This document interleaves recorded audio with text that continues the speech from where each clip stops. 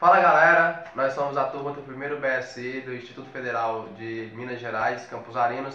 Iremos falar um pouco sobre TGS. Esse é o Luiz, eu sou o Vinícius, essa é a Rosane e essa é a Kate. Roda a vinheta.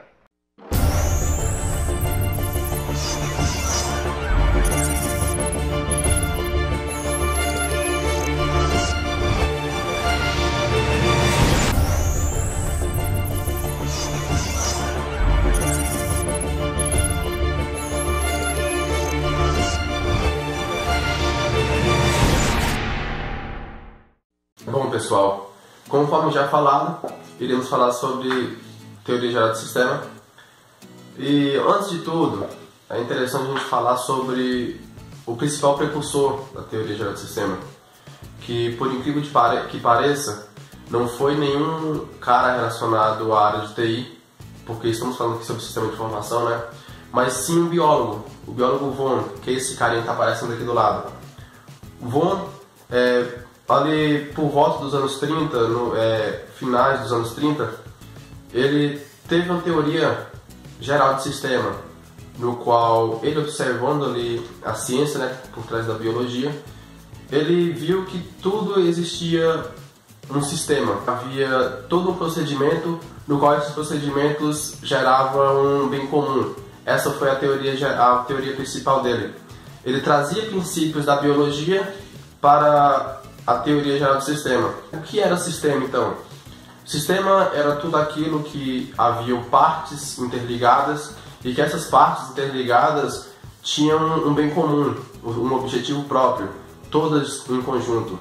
Onde ele observando, o Von observando, viu que existia uma entrada e que existia uma saída. Porém, nesse meio tempo, além de existir uma entrada e uma saída, existia também um processamento, onde entrava matéria, entrava energia, saía matéria, porém de forma processada. Voltando ao sistema de informação, o conceito de sistema é que há uma entrada, há uma saída, e que no meio dessa entrada e dessa saída há um processamento e que depois há um feedback. Ou seja, tudo aquilo que pode retornar de maneira que possa melhorar no seu processamento. Como eu já falei, no sistema é tudo aquilo que ele trabalha de forma conjunta em prol do objetivo. Então, esse é o princípio básico de um sistema. Todas as partes interligadas, interdependentes, trabalham juntas de forma que, no final, há um objetivo próprio a ser alcançado. Esse é o objetivo principal de um sistema. Com tudo isso, podemos saber que essa interação entre partes independentes possui complexibilidade em seu sistema, mas devemos atentar que cada sistema possui um nível de complexibilidade diferente, ou seja, níveis que vão desde o nível 1 até o nível 9. Nível 1 que podemos destacar desde organograma de empresas, mapas, estruturas, etc., até o nível 9, que é o nível mais complexo, onde além de ter interação com o ser humano, há também interação social, que isso influencia muito na complexidade de um sistema. Dessa forma, há um cálculo que a gente pode fazer para medir o nível de complexibilidade. Dessa forma, nós podemos calcular o número de relacionamentos, que seria o número de elementos que se relacionam, vezes número de elementos, menos 1 dividido por 2. Ou seja, se nós tivéssemos o número de elementos 9, seria 9 vezes 9 menos 1 dividido por 2, que no final daria 36. Essa é uma forma básica de medirmos o nível de relacionamento que há entre o sistema. Tá, mas vocês podem perguntar, o que seriam esses elementos? Esses elementos seriam interação organizacional, interação entre pessoas, interação entre energias, entre matéria, tudo isso são elementos. Dessa forma podemos calcular toda a interação de elementos que há entre o sistema. E o que seriam esses níveis de complexibilidade? Esses níveis de complexibilidade são as características que um certo sistema possui.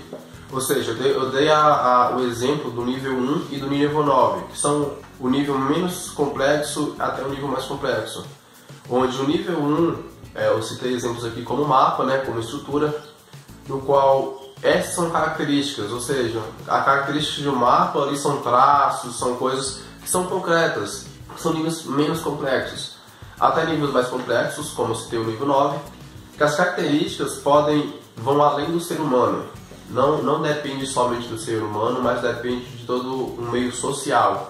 Ou seja, onde mais pessoas podem influenciar nesse sistema, que aí já eleva muito mais o nível de complexibilidade, onde que não depende somente de uma pessoa, mas de várias pessoas, de um grupo social de pessoas. O nível de complexibilidade ele é medido dessa forma, por essas características. As suas funções, as suas características, tudo isso influencia no nível de complexibilidade do sistema. Há uma frase muito interessante sobre esse nível de complexibilidade, é uma frase muito interessante que diz assim: sistemas têm propriedades emergentes que não possuem suas partes. Ou seja, se você dividir as partes de um sistema, como já falamos, um sistema é a interação entre partes, essa interação possui uma propriedade, possui um objetivo. Se você dividir essas partes, você não encontrará esse objetivo, porque a forma dela trabalhar produz esse objetivo.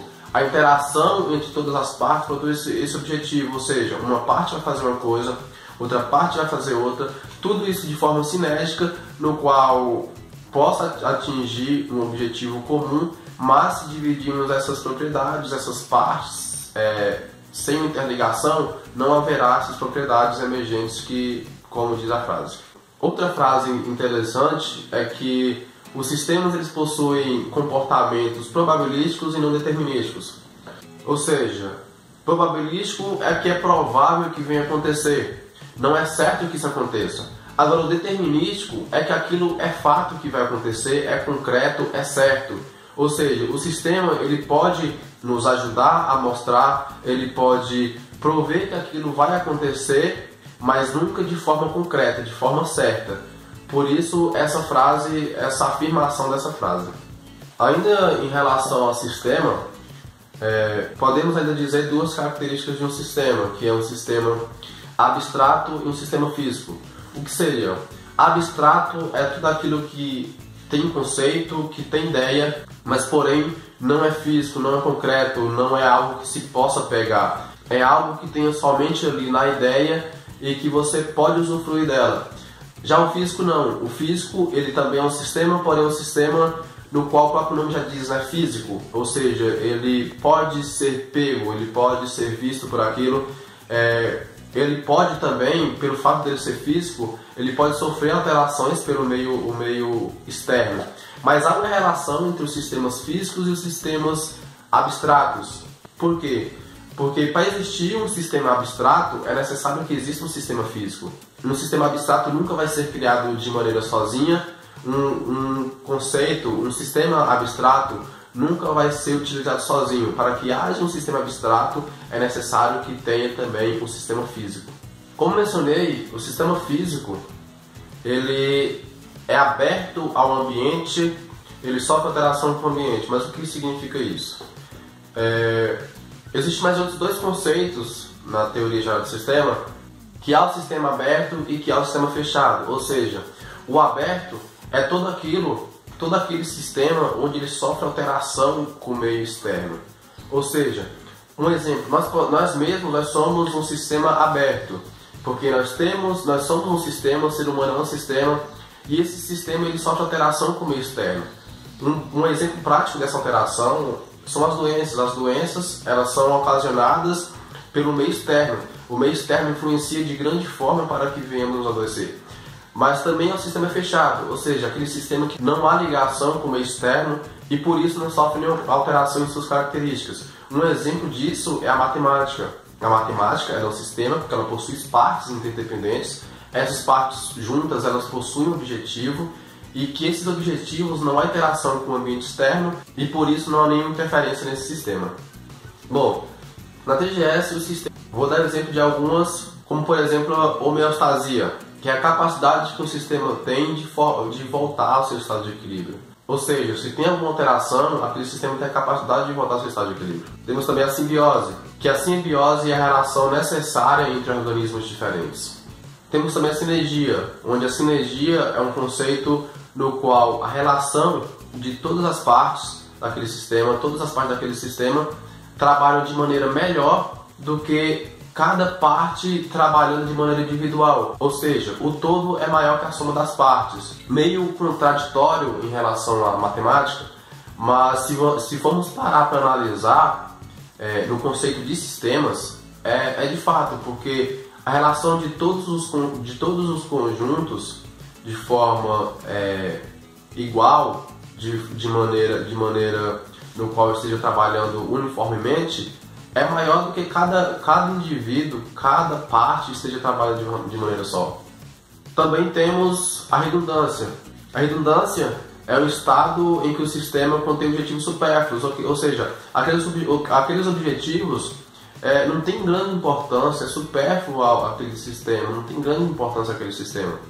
Temos também a caixa preta. A caixa preta é um sistema onde não há interesse em desvendar seu interior.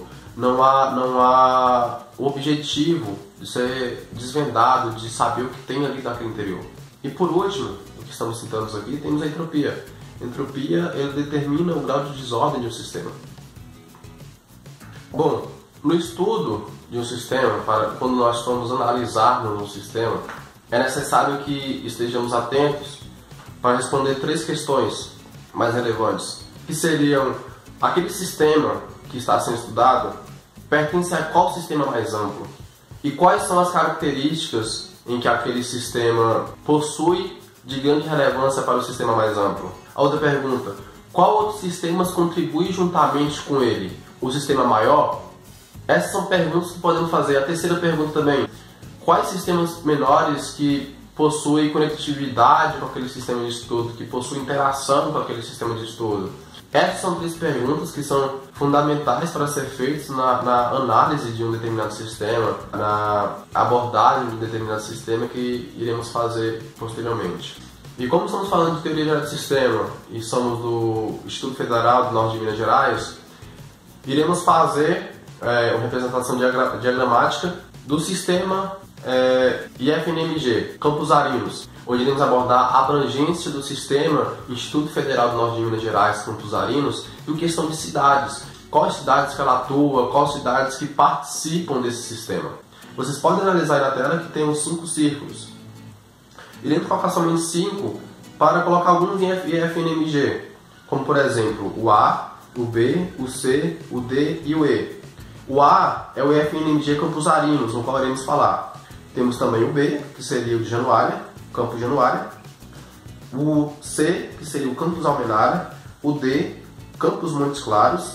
E o E, Campos Salinas. Vocês veem em destaque aí mais 5 círculos dentro do círculo A, que é o Campos Arinos. A1, A2, A3, A4 e A5.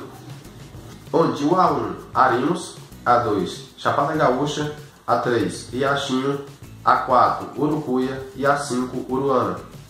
Ou seja, cada um desses círculos menores são abrangências, são cidades no qual o Instituto Federal do Norte de Minas Gerais, o Campos Arinos, atua. A sua abrangência são essas 5 cidades, onde essas cidades elas estão dentro da área de atuação do Campos Arinos.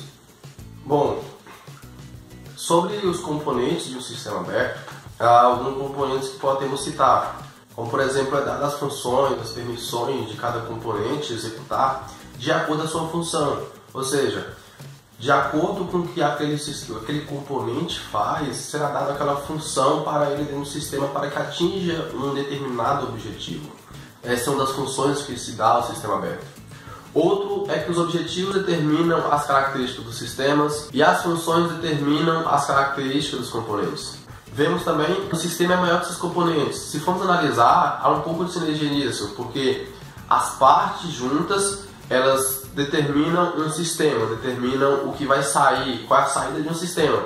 Porém, as partes sozinhas, as partes sem interligação, não há característica do sistema, porque cada componente há uma característica específica, que essas características juntas, elas formam o objetivo final do sistema. Vemos também que a independência de um componente no sistema significa falta de interação. Ou seja, se um componente não depende de outro, não vai ter uma interação entre o sistema.